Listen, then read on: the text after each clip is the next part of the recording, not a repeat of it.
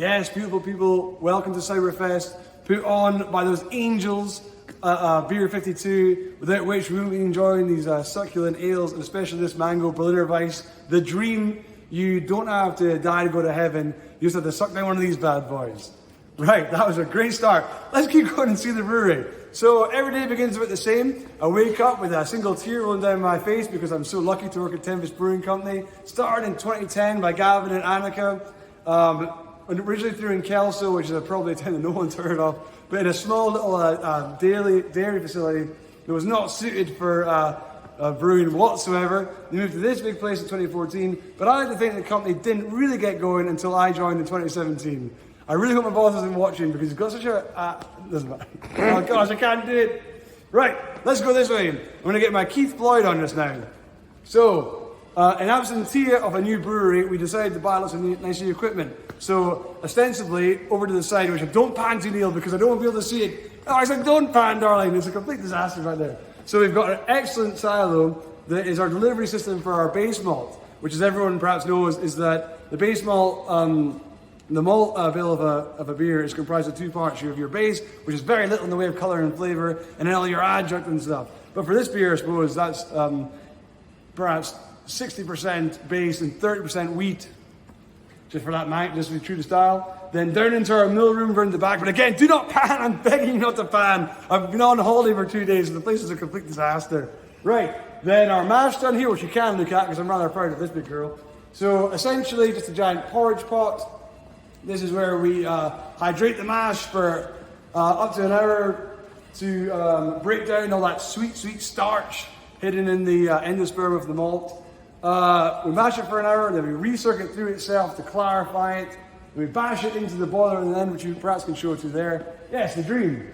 And that's where we boil this sucker up. But it's also where we do our kettle souring for this particular beer. So we get it to the boil just for a bit, to make sure that it's not got anything horrible growing in it, because the sugar and carbohydrate and malt is not only an energy source for the yeast to turn into booze, lucky for us, but it's also home.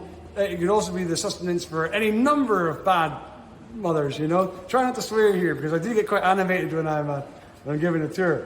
So we boil it for a bit just to make sure that there's no microbiological contamination available. Then we cool it down to our heat exchanger range at 45 degrees or thereabouts. Then we use our souring method, which could be one or two things, but I can't remember what it is just now. We do that in tandem with a bit of lactic, and then we let it sit for the course of about 12 hours. And in the morning you have to rush in with a look in your face, you don't know what's going to be happening. And it could be a million of points away, or it could be right on the money.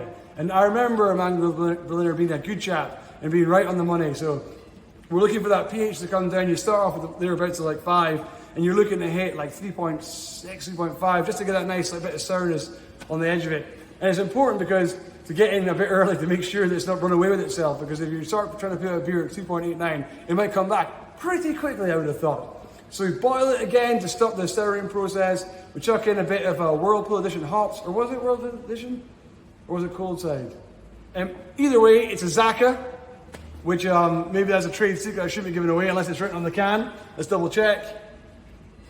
Ooh, just a very nice blurb about Bowie, but I don't see anything about Azaka, so we might take that bit out. Maybe you could beep it when we go.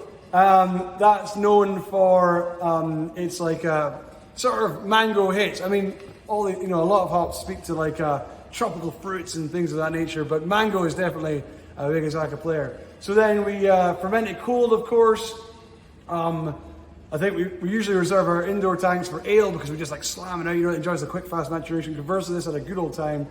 And then it was in can, which is fantastic because, well, we've just got a canning machine.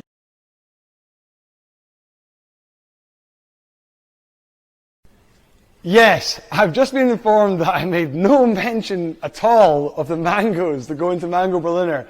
And, I was very upfront of this. I'm not a TV personality yet. So let's get into the mango side of things. Yes. A little bit of love.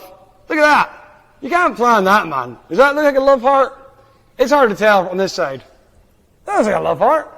Right, anyway, it speaks to all the love that goes into this beer. A lot of love, a lot of tears, and a fuckload of mango. We can beep that bit out as well. That'll be fine. So what we do is, and anyone will tell you, the pitching of fruit into beer is always a nightmare. You have to make sure it's completely aseptic. There's no chance of anything mental happening in your FB because you've committed all this time and work to it. You usually have to introduce it with some sort of mental delivery system. So we have a modified keg with CO2 purging capabilities. That way, because the yeast is practically dormant at this point and not scavenging off oxygen, which everyone knows is a complete enemy to beer. You may have enjoyed some at your local. In fact, I'm not going to slag anyone off. That's probably the number one thing. The number one takeaway is that I've committed no libel in this video. Come to my tour though. Wait until I've had a couple of beers, then we can talk about that. Yes, and then so we wait until just about towards the end of fermentation, and we pitch it in. I think for this particular beer, it was like 300 liters of mango puree. I mean, this obviously is an idea born out of the marketing department. Unless you're Vault City, those guys are nuts. The stuff they do is absolutely crazy. And that's not libel because that's a compliment, if anything. So then the yeast enjoys like a little bit of re-fermentation, which you'll notice in your bubbling bucket.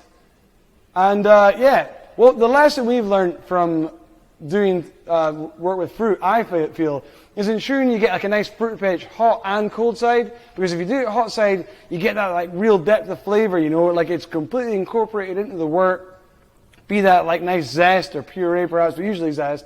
And in that way, it's present already in the wort. And then when you come to pitching cold side, you're just trying to achieve that nice like top note, you know.